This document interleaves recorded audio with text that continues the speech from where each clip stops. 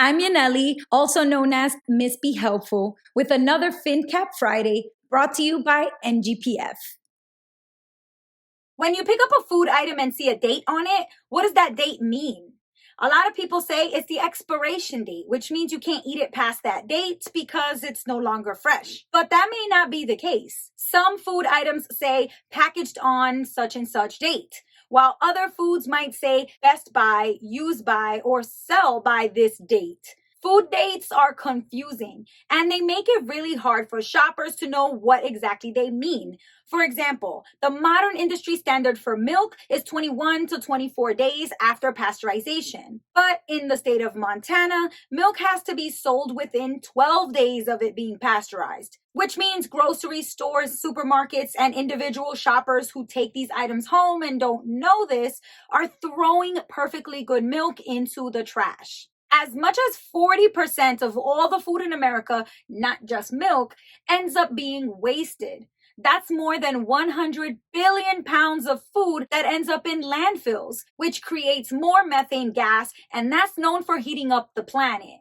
Aside from that negative environmental cost, it's also important to consider the cost in dollars that we lose to food waste. $400 billion per year, according to Forbes. The average grocery store in the US is estimated to trash between $5,000 and $10,000 worth of food per week. But why would these businesses and corporations be okay with trashing so much money every week? Doesn't that hurt their profits? Technically, yes. But the IRS classifies food spending as a tax deduction for a lot of these businesses. So they can actually save some money when it's time to file taxes and owe less in taxes by reporting all of the money that they spent on food, including money that was spent on food that went to waste. So that means taxpayers end up footing the bill for food that ends up in the dumpster.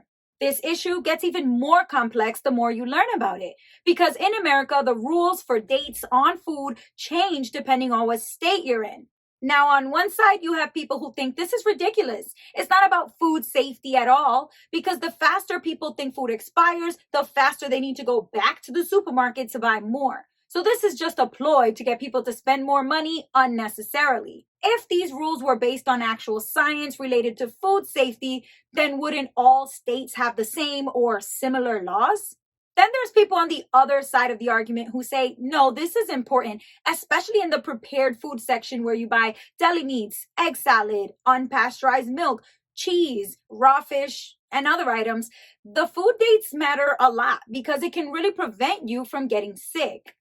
But no matter what side of the argument you're on, there are some simple things that we can all do to reduce food waste and save money.